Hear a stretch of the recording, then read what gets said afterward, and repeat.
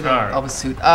Before we get to the comic books, I would like to give a special thanks to Chef Jennifer Hillis, who made enough food for a village. And I mean, there's still extras if you guys are watching at home. There's still extras here over at the fish market. But yeah, it was great. Thanks a lot, Jen. She touched all that food with her hands. Yes, she did. Okay, so we have among the many new segments that we have on the show. Yes. We have a new one called Cover of the Month. Cover of the month. This one becomes not just cover of the month for me, but I think it's title of the month. Title of the month. Oh. Okay. It's Batman and Superman versus versus vampires and werewolves. It's an incredibly. It has all those things on the cover. You've got your Batman, you got your Superman, you got your werewolves, you got your vampires, and you really just can't. I mean, when they did Batman, Superman versus Predator and Aliens, I thought that was it. But they topped it, one-upped it. This is far better. And why do you like that cover so much that we're showing on the screen right now? Because it's bad, it's great. Great. It's ironic. That's right. Oh, wow. Okay, irony. Okay. So now... okay, so now we're going to review some comic books. Yes. We didn't want to be... Opinion anyway. What's that?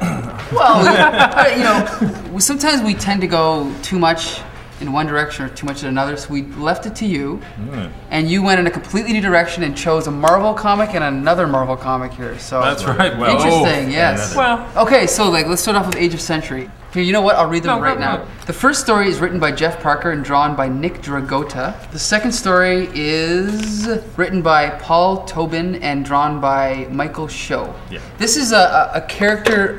It's sort of like Marvel's version of Superman.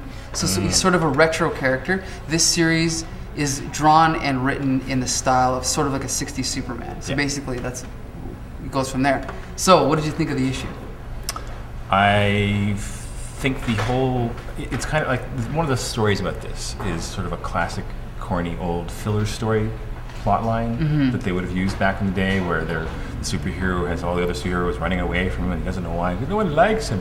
Yes. And it turns out they're all, it's a surprise. It's a surprise birthday party. Is that a spoiler? Should we spoiler alert that? I don't know if that'll ruin the 7 pages.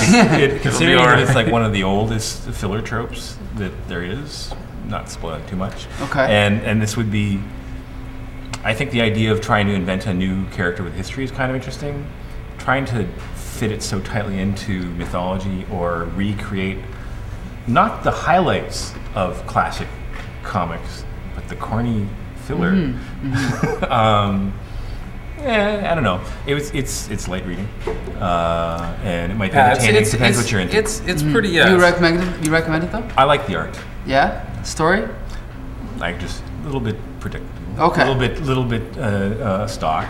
Absolutely. I don't think they're doing their Sentry character any favors, and he's got a lot of bad press right now about not being such a strong character. They could have used this opportunity to come up with something really meaty, for his background. Okay. I didn't see that. Well, the whole series is designed around that idea that they're going to use retro art, and they're going to get those artists that focus on that, or at least have that in their repertoire. I personally thought it's exactly what you said. It's filler stuff. If you're going to invent, we were talking about this before. If you're going to invent a new character, great, but you're anchoring it in all this sort of garbage, this old stuff that are silly stories. They're stories that, and if you're going to do these, exactly like you said, like write them a bit better. I mean, the only thing that really impressed me about this was at the bottom of the one page, it said this continues in the next page, because there was an advertisement which is a throwback. which is a really old school thing to do, or to put the arrows to tell you what panel to go to next. That I kind of liked. That was kind of neat. I saw what they were going for with the triple brain guy with the giant jar, and then he flew in the ship with the jar, and there was another jar. But otherwise, if I was a big Sentry fan, I would love this. Since I'm not, I don't think I would spend $3 for it. Really? Sorry. I picked this up. I picked number 1 up just because it caught my eye. I would have bought it anyway because it's retro, because I tend to like retro comics. Not necessarily just because they're retro, but because I actually like the comics that they're sort of paying homage to, right? Now, the first issue of this had 2 stories, just like this one. The second story, I looked up his name before I came, and I can't remember. It's Ramon he's absolutely brilliant as an artist. One of the best who's out there right now. His sense of design, his sense of whatever, his gestures and all that.